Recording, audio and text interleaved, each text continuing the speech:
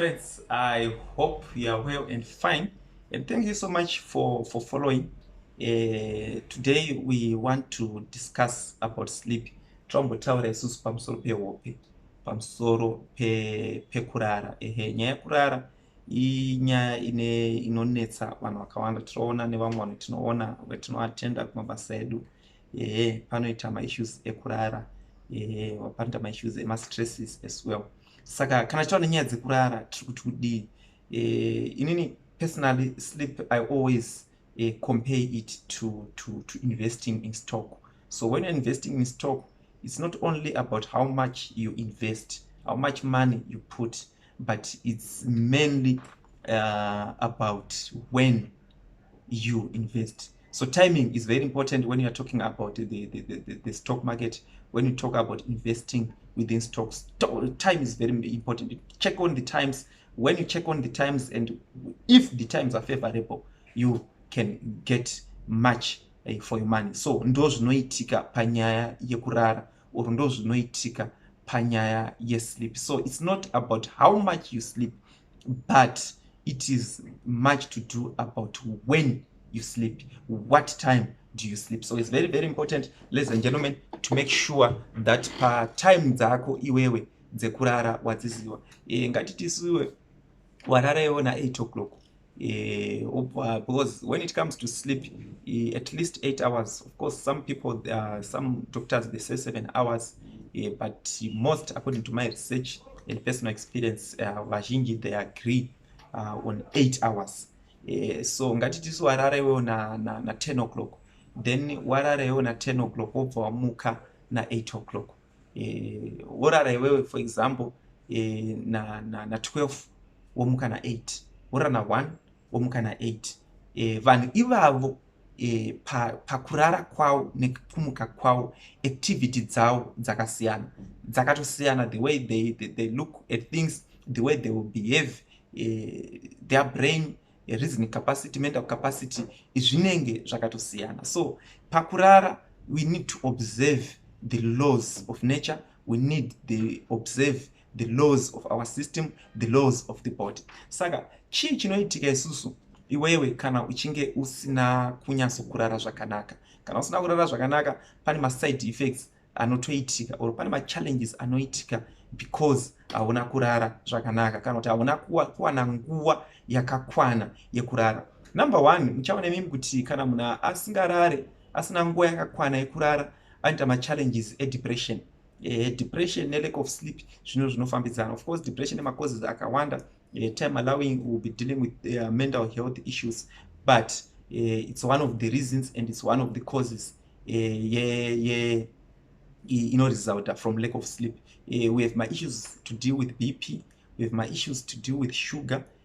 Kana usingarare zvakanaka, ma chances ako ekuti unge munhu ari diabetic, ma chances ako ekuti uite BP patient increase. Why? Because you are just not observing the laws of nature, the laws of God, the laws of just sleeping, have enough rest. Tichazonzwisisa nekudzidza patinechifamba neiyoyi episode on our YouTube platform. Here we have more time that will learn about the do's and the don'ts when it comes to sleeping. Kana usingarare, ukanyasorara futi zvakanaka, pane ma issues eunoita zvekare akafa nema heart diseases, unda ma problems ema heart diseases, then unoita futi ma challenges ekugaina weight. Then pane chimwe chikafu chekuti unofanira kuavoida iwewe kana uchida kuti unyaso kuwa nehope dzakakwana, kana uchida kuti unyaso kurare zvakakwana. Number 1, caffeine is very dangerous. Avoid caffeine at all cost, especially before sleep. Tichazonyatso dhila nezvacaffeine zvakanyanya, but caffeine avoid usati warare, because ine zvainoita mwiri, ine zvinhu zvaino affecta musystem mako. So make sure you avoid caffeine. That's number 1. Any coffee, is the same, or it's almost the same, let me say. So coffee, you avoid, or any caffeine containing products. Chinhu chese chine caffeine, avoid ma-teas aya. Pane ma-tea akanaka nema-tea asiri right, but any tea in a coffee, any tea in a mama ingredients anovhiringidza system. When you talk about them, you need to make sure that you avoid them. Then nyaya dzekusvuta before sleep inoaffecta. Of course smoking ine maeffects emutam system akasiyana siyana. Tikatotora nezvawo hatingapedzi this lesson. So I'm trying by all means to stay focused on the learn. So tobacco smoking just before sleep inoaffecta masleep cycles ako, unoda bp, unoda sugar because of lack of sleep. Nyaya yekumwa doro, beer, alcohol, it also affects your sleep patterns. So these are the things that you need to always avoid. Ukaita zvinhu izvozvo ndo zvinokonzeresa kuti during the day you are always tired. Hapana kana time inongori active, unongori active just for a short while, but you are now feeling sleepy, wangoneta neta, wadangorara, zvinhu zvako zvinodzikira, motivation yako inodzikira, the way you do things, your reasoning capacity and everything, zvese izvo zvinodzikira. Why? Because watadza kuobserva malaws enature, malaws ekurara. So you are going to find out kuti ukanyanya kutora caffeine, it takes about 12 hours within the body system kuti ireleaswe musystem. Saka caffeine ukaitora, we are talking for about 12 hours kuti ibude musystem. Saka tarisa time dzako dzaunomwa coffee uedhera dzimwe 12 hours. Pane mamwe effects anenge atoitwa necaffeine iyoyo. So these are the side effects of not sleeping. Time yekurara yakamira sei? Make sure you sleep 7 to 8 hours. It's very, very important. 7 to 8 hours. Though 8 hours, it's good. 8 hours is good. Try by all means to sleep 7 to 8 hours. Then zvimwe zvetinokwanisa kutarisa futi when you are sleeping is kuti pane ma-sleeping times ekuti you must always observe and always respect. Zvakanaka kuti at least 10 padzinochaya unge warara. At least 10 p.m. make sure kuti warara. Then 4 a.m. around 4 make sure kuti wamuka, or if you want to sleep more or less. So most scientists and doctors, they agree with me kuti from 10 p.m. to 4 a.m. these are the times that you need to be asleep. Mukurara imomo mune zvinhu zvakawanda zvinoitika, mune ma-repairs anoitika, mune zvinoitika within the mind, mune zvinoitika within the immune system, mune zvinoitika within the defense mechanism yebody yako, mune zvinoitika within the hormonal sending and receiving or giving instruction from the brain, from the hormones. Mune zvinobreakwa within that sleep, mune zvinogadzirwa foot within that sleep. So it's very, very important to make sure that you observe those issues. So muchaona imi kuti vanhu chii chinoita kuti munhu ashaye hope? Yeah, I think ndo mama questions endiri kuona panapa. Chii chinoita kuti munhu ashaye hope? Chinoitika ndechekuti pane pfungwa dzedu, pfungwa dzedu idzi we create thoughts, we create memories, we also awaken the mind.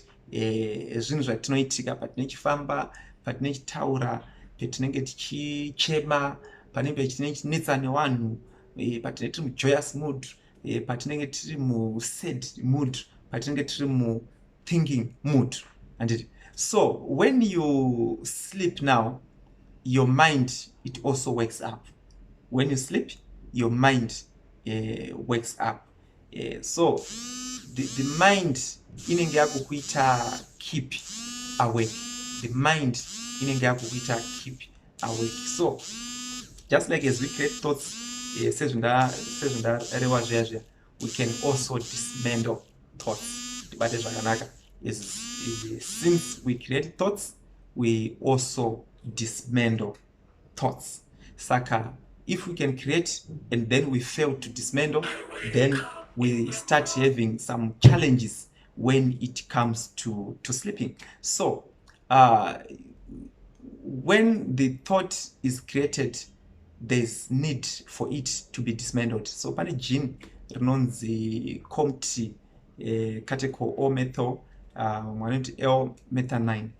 So when this COMT gene goes up in the mind, it allows the body to break down thought and then quiet the mind. So the mind, it must be quietened.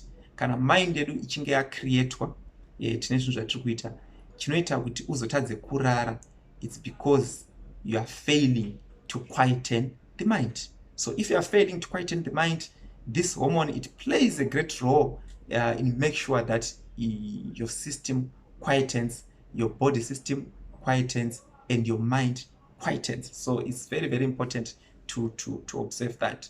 There are some fruits that you need to take, and there are some data recommendation that you also need to take. But for now, let's talk about sleeping positions. Let's talk about sleeping positions. It's very, very important to know time unofana kurara.